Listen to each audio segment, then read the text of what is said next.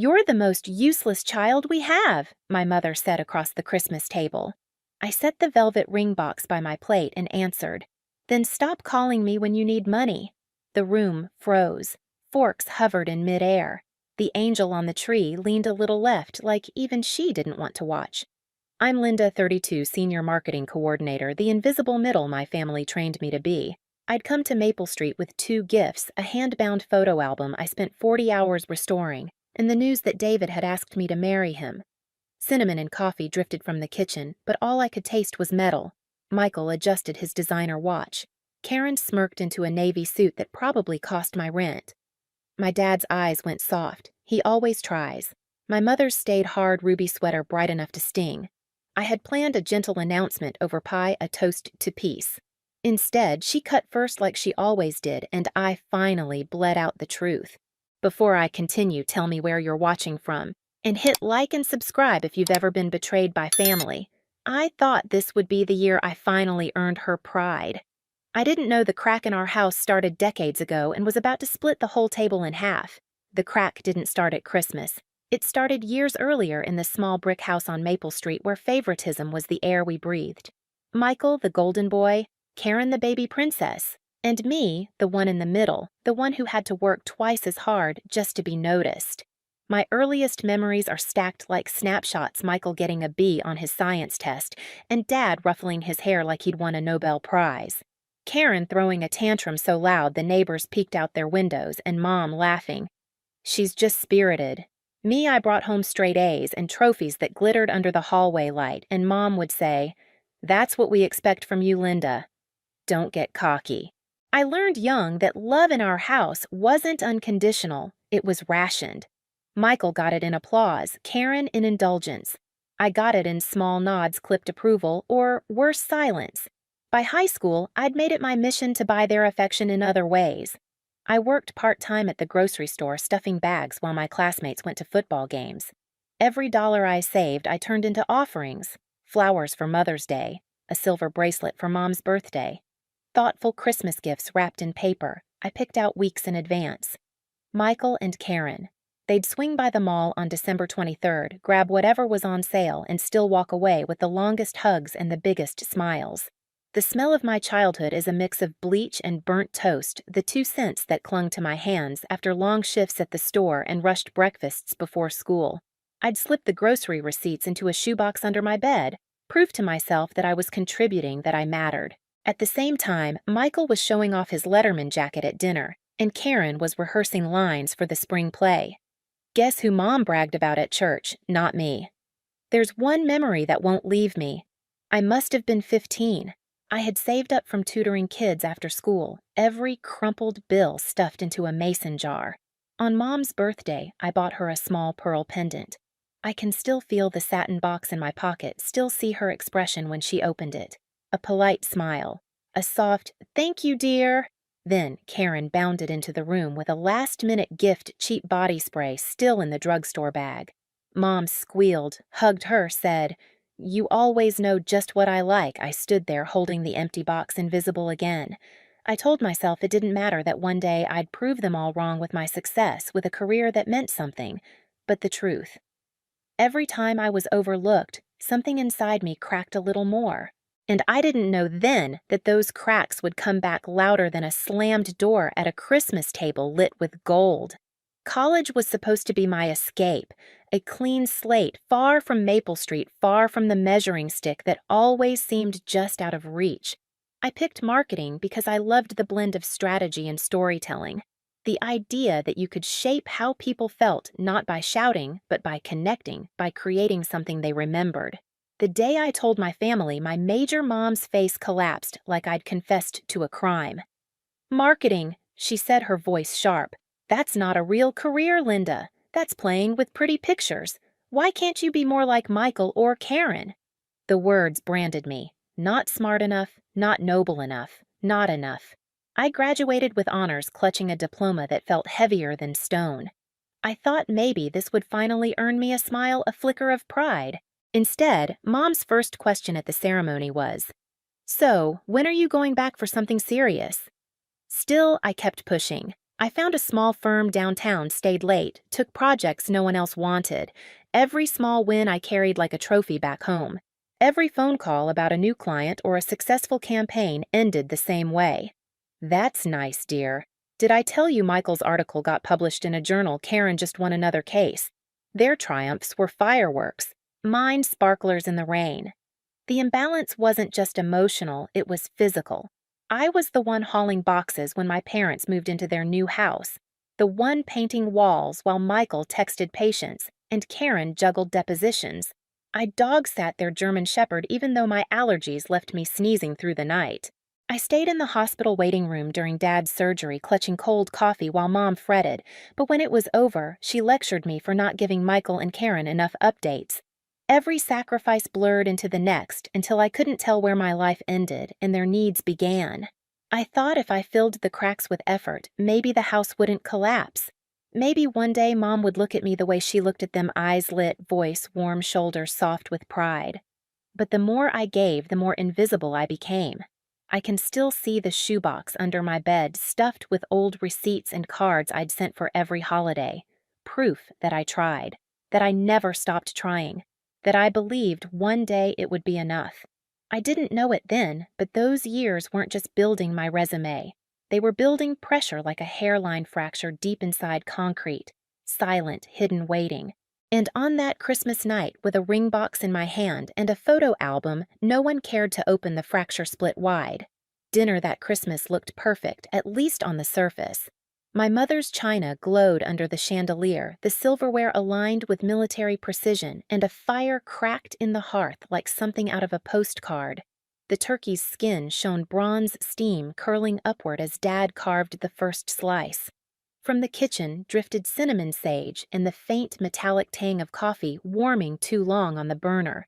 But under the hum of conversation, I felt the old imbalance thrumming the same silent current that had carried me since childhood. Michael lounged at one end, phone buzzing on the table, despite Mom's no devices rule, an exception always made for him. He bragged about a surgery, the words cutting edge and groundbreaking slipping off his tongue like blessings. Karen sat near Grandma, her navy suit, crisp nails lacquered, recounting a courtroom victory. Their voices filled the space like they owned the air, pulling laughter nods and praise in every direction. I sat between my youngest cousin and the empty chair where my grandfather used to sit, quietly folding my napkin into smaller and smaller squares until it looked like a paper crane. Every laugh that skipped across the table skipped right over me. Then Grandma, bless her, tilted her head. "And you, Linda, are you still at that marketing place downtown?" I straightened. My heart thumped against my ribs, but I lifted my chin. "Yes, I am. Actually, I just got promoted to senior coordinator. I'll be leading my own team now." Aunt Susan clapped her hands softly. Dad's eyes softened into pride. For half a second, I let myself breathe. Maybe, just maybe, this was it. Then Mom's voice cut clean through. "Linda still thinks making pretty pictures counts as a career," she said, buttering her roll without looking at me. "I keep telling her to go back for something substantial like nursing or teaching, something real." The words landed heavier than the china plates. Heat climbed my neck. I tried to steady my voice. "It's not just pretty pictures, Mom. It's strategy. It's analysis. And I earned this." She shrugged, uninterested, turning back toward Michael. "Did you tell them about the conference in Chicago?" The conversation swerved like I'd never spoken. My little announcement dissolved in the clinking of glasses and Karen's booming laugh. My throat ached with unshed words. But I had one more card to play. The thought of it hummed in my chest like electricity. My pulse raced as I reached into my purse, brushing my fingers across the velvet box. The ring inside felt like an anchor, proof that someone somewhere saw me. Proof that my life mattered. "Actually," I said, standing a little straighter, forcing my voice over the chatter, "there's something even bigger I want to share." Every head turned. For the first time all evening, silence blanketed the table. Forks hovered midair. Even the fire seemed to hush. I opened the box. The diamond caught the chandelier's light, sharp as ice. "David proposed," I said. "We're engaged." At first, there was a pause so sharp it rang louder than any cheer could have. Then, a polite scattering of voices broke the silence. "Congratulations!" Aunt Susan said, her smile gentle but cautious. Grandma reached over to squeeze my hand, her palm soft, steady. Dad's face lit with relief, his glass already lifting, but the others, Karen's lips twitched into a smirk. Michael barely looked up from his phone. And Mom's expression didn't move at all. Her eyes flicked to the ring, then to me, then back to her plate as though I'd set down something unremarkable like salt or pepper. "When did this happen?" Karen asked, voice tight. "In October," I said. My throat felt dry. "We went hiking in the mountains and David proposed at the Overlook. It was perfect." October. Mom's tone was sharp enough to slice meat.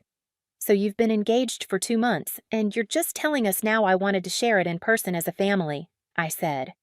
"Well, that's just typical of you, Linda. Always secretive, always keeping things to yourself. No wonder we never know what's going on in your life." The words landed like stones, one after another. My chest burned. "I'm not secretive, Mom. I call every week. I wanted this moment to be special." Michael finally asked, "What does David do again, though I'd told him 3 times? "He's a high school English teacher." Mom repeated the word as though it were dirt. "A teacher. Well, I suppose that's stable employment at least." The way she said it flat, disappointed, made the ring in my hand feel smaller, like a toy from a gumball machine. "He's wonderful," Grandma said firmly. "You'll see when you meet him." Karen laughed without humor. "I just hope he knows what he's getting into. Linda's always been the difficult one." "I'm not difficult," I snapped, but my voice cracked. Mom didn't miss a beat. "She's right. You've never made things easy, Linda. Not on yourself, not on us." The table fell into an uneasy silence. Even Michael looked uncomfortable. My father cleared his throat, his glass raised higher. "To Linda and David. May you be happy together." A few reluctant glasses clinked. Karen's stayed glued to her phone. Mom didn't bother to lift hers, and then she looked me dead in the eye. "You know, Linda, I have to be honest. I worry about David. What kind of man proposes to you?" The air vanished. The room froze, the tick of the grandfather clock suddenly unbearable. "What do you mean?" I asked, though. My chest already knew. "You're 32. You live in that tiny apartment. You've never accomplished anything significant. You're the most useless child we have. I just hope David realizes what he's signing up for before it's too late." Forks clattered against china. My aunt's mouth dropped. My dad muttered my mother's name like a warning. Even Michael and Karen looked stunned. And me, I sat there with the ring box open, the diamond catching firelight, my hands trembling, my vision blurring. For years, I'd swallowed every insult, every comparison. But this time, something inside me cracked, not a hairline fracture, but a break loud enough to echo across generations. I didn't know yet what I was about to do, only that I couldn't keep swallowing it. The silence after my mother's words wasn't just awkward, it was suffocating. I could hear the faint hiss of the radiator, the scrape of Dad's fork against porcelain, the way my pulse pounded so loud it almost drowned out the Christmas carols drifting from the living room stereo. The air smelled of turkey and nutmeg, but in my mouth everything tasted metallic, like I'd bitten down on a coin. For 32 years, I'd let her words pin me down, let the comparisons hollow me out. Tonight, something different sparked inside. It wasn't just hurt anymore. It was clarity, a sharpness that cut through the fog I'd been living in since childhood. I stared at the ring box, still open in front of me. The diamond winked sharp steady, as if reminding me you don't belong to them anymore. You belong to yourself. Beside my mother's plate sat the photo album I'd wrapped for them, the one I'd spent weeks restoring. Hundreds of pictures, scanned water damage patched in Photoshop layout designed late at night while my eyes burned. I imagined her turning each page slowly, finally seeing me for the glue I'd been all along. Instead, she'd flipped past it in seconds, tossed it aside like junk mail. That album was me 40 hours of invisible labor bound into one object. And like me, it had been ignored. The truth pressed against my ribs, a weight I'd carried in silence for years. It wasn't just emotional, it was financial. $1,500 wired every month so her car wouldn't be repossessed. $3,000 last spring for Dad's surgery money I pulled from my own savings. $2,000 for Karen's bar exam fees because, as Mom had put it, she's already stressed enough, don't make her worry about money too. I even remembered the exact dates: September 15th, October 3rd, November 7th. Each transfer a paper cut that never healed, and I had answered every time. I thought about the nights I stayed late at the office, not out of ambition but necessity, because my paycheck was already spoken for before it hit my account. I thought about canceling trips with David, telling him we couldn't afford it when the truth was I couldn't stop bankrolling my family. I thought about watching friends sign mortgage papers while I paid down Michael's student loans in secret. Tonight, the whole stared back at me across the Christmas table in the form of my mother's smile, a smile that said, "You'll take it, you always do." Not anymore. I let my palm drift to my purse under the table fingers, brushing the smooth surface of my phone. No one noticed. Their eyes were locked anywhere but on me. That was fine. Let them ignore me one more minute. They'd hear me soon enough. I wasn't going to scream. I wasn't going to throw the ring or storm out. That's what they expected, the difficult Linda, emotional, dramatic. No, my counterattack would be quiet, surgical, undeniable. Because the receipts lived in my banking app, neat rows of numbers I'd scrolled through 100 times in private. Tonight, those rows would speak louder than me. I drew a slow breath, steadying the tremble in my hands. The diamond on my finger caught the chandelier's light. For the first time in my life, I felt it wasn't just an ornament, it was a blade. And that was the moment I knew I wasn't powerless anymore. I was holding the knife. I slid my thumb across the phone screen beneath the table, the glow lighting up my lap.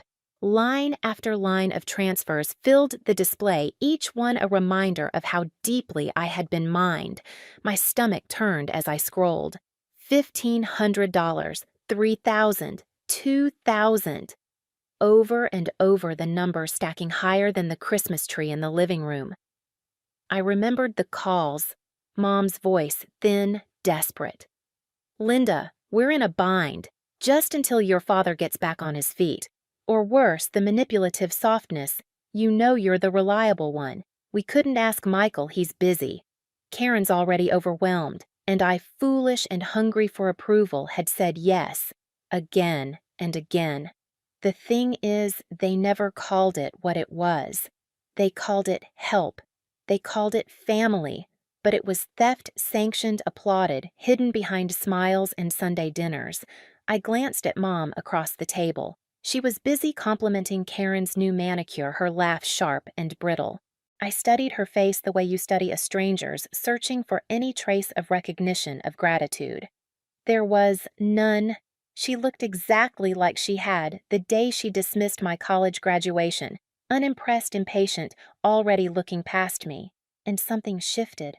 For the first time, I realized that nothing I ever gave her, time, money, achievements, would be enough, because she didn't want me to succeed. She wanted me small. She needed me invisible so her golden children could shine brighter.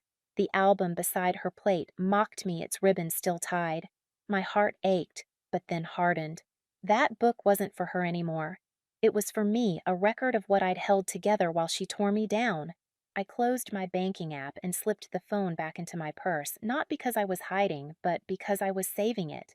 Timing mattered. If my mother taught me anything, it was how to perform for an audience.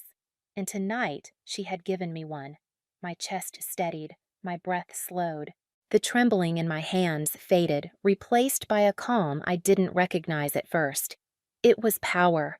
Quiet, unshakable power. Across the table, Dad was still watching me, worry etched in the lines of his forehead. Grandma Eleanor sat straighter, her eyes sharper than they had been all evening, like she sensed something was coming. Even Karen's laughter had grown thinner, forced. The whole room felt like a stage, the air tight with expectation. I touched the ring once more, feeling the cold metal bite my skin. David's face flashed in my mind, the way he smiled when I told him I finally got promoted, the way he always said, "You don't need their approval, you never did." For years, I didn't believe him, but tonight, under the halo of that chandelier, I finally did. I wasn't their invisible middle anymore. I wasn't their ATM, their errand girl, their shadow. Not tonight. I lifted my head. My voice would come next, not in a scream, not in a sob, but in the kind of quiet that shakes walls. Because the blade was in my hands now, and I was ready to cut. I don't remember standing, but suddenly I was on my feet, the ring box still open in front of me. My chair scraped back against the hardwood floor, the sound loud enough to silence every side conversation. My mother tilted her head, half amused, half annoyed. "Sit down, Linda. Don't make a scene." I laughed, short, sharp, bitter. "A scene? You just called me useless in front of our entire family." "That's not a scene." Her eyes narrowed. "You're being dramatic. Families talk honestly." "If you can't take honesty, maybe honesty." My voice cut through hers. "Fine, let's talk honestly." I reached into my purse and pulled out my phone, the screen glowing like a spotlight. For a beat, the only sound was the grandfather clock ticking in the hall. Then I scrolled, held the screen up, and let the numbers speak. September 15th, $1,500 to Patricia Walsh car payment. October 3rd, another $1,500. November 7th, $2,000 for Dad's surgery bills. December 19th, $500 again. Forks clattered against china. My Aunt Susan's face went pale. Uncle Frank muttered, "Jesus." I kept going, each line sharper than the last. Karen's bar exam, $2,000. Michael's student loans, $4,000 when his practice almost tanked. Do I need to keep reading, or is this honest enough for you? Mom Patricia's face drained of color, then flushed dark. "That's private," she hissed. "You don't need to drag our family business out in front of everyone." "Our family business," I snapped. "You had no problem announcing to the entire table that I'm the most useless child you have. But when the truth comes out that I've been bankrolling this family for years, that's suddenly private." Michael's jaw tightened. "Wait. You paid my loans. I thought you thought Mom and Dad covered it." "Of course you did, because she told me not to say a word. Said it would embarrass you. Said I should just consider it my contribution." Karen's face drained. "The bar exam fees? That was you." "Yes," I said flatly. "And do you know how many nights I skipped meals to make sure that check cleared? How many times I told David we couldn't save for a house because I was too busy saving this one?" The room erupted in whispers. My grandmother's eyes gleamed with something between sorrow and rage. Dad looked at my mother as though seeing her for the first time. Patricia slammed her napkin down. "Enough families help each other. That's what we do." "No," I said, my voice steady low. "What families do is support each other emotionally, celebrate each other's wins, stand together. What you do is take my money while telling me I'm worthless." For a moment, the only sound was my grandmother clearing her throat. Her voice, when it came, was iron. "Patricia, is this true?" Mom stammered. "She's exaggerating." She offered. I cut her off. "Offered? You begged. You cried. You called at midnight. You made me promise not to tell anyone. And I kept those promises year after year, thinking maybe if I carried everyone else's weight, you'd finally see me." My chest heaved, but my voice didn't shake. I looked straight into her eyes and said, "Not anymore." The silence that followed my words was thick enough to choke on. I could see it settling on every face at the table, pressing them into stillness. My mother's hands trembled against her wine glass, though she tried to hide it. Dad leaned forward, his voice low, controlled. "Patricia, is this true?" She bristled. "Robert, don't you dare." "Is it true?" He barked louder than I'd ever heard him. The entire room flinched. My mother's lips parted, but no words came. Grandma Eleanor's voice filled the gap. "I am ashamed of you," she said, her tone flat, surgical. "This girl has been carrying the weight of half this family while you've treated her like dirt. That's not just ungrateful, it's cruel." Mom's face contorted desperation breaking through her mask. "You don't understand, Mother. We were struggling. We needed help." "Struggling." My laugh was bitter. "You drove a car I paid for. You bragged about Michael's research trips while I drained my savings to cover the bills. You called me useless while my bank account bled for you. That's not struggling, Mom. That's stealing." Michael finally found his voice. Linda, I swear if I had known you didn't want to know, I snapped. None of you did. It was easier to let me be the safety net, the invisible one. As long as the checks cleared, why ask questions? Karen's eyes filled with tears, but she stayed silent. I turned to her anyway. And you. Do you have any idea what it felt like to watch you celebrate passing the bar, knowing I was the reason you could even take the exam? To sit there clapping while my own achievements got brushed aside? You called me difficult, Karen. Difficult. I call that convenient. The words hung in the air like smoke. Mom's voice finally cracked thin and shaky. You're twisting this. We always appreciated. I cut her off. Name one time you told me you were proud. Name one time you celebrated me the way you celebrate them. You can't, because it never happened. Aunt Susan shifted uncomfortably, but her eyes burned with sympathy. Uncle Frank muttered something about shame under his breath. My cousins avoided my gaze, suddenly fascinated by their plates. I placed my phone down in the center of the table screen, lit with rows of payments, proof glowing like neon. Here's the truth: for years you've had your golden children. And you've had your safety net. Tonight, the safety net is gone. The Bank of Linda is closed permanently. The words echoed. No one moved, no one dared. Mom's jaw worked, but nothing came out. For the first time in my life, she looked small, powerless. Dad exhaled slowly, shaking his head. Patricia, how could you? Her face crumpled, half anger, half fear. I was protecting us. I was doing what I had to. No, I said, my voice low final. You were protecting the illusion that Michael and Karen were untouchable, that I was disposable. But tonight, that illusion shatters. I pushed my chair back, the legs groaning against the floor. My hands were steady, now calmer than they'd ever been. I'm done carrying this family while being treated like it's failure. I won't sit here one more minute being humiliated in the house I helped keep standing. I slipped the ring box into my pocket, lifted my coat from the back of my chair, and looked around the table one last time. My father's face was gray with shame. Grandma's eyes glistened but proud. Michael looked stunned, Karen pale, and my mother, Patricia Walsh, queen of the table, sat speechless, her empire collapsing in front of her. When I reached the doorway, I turned back. My voice was quiet, but it carried.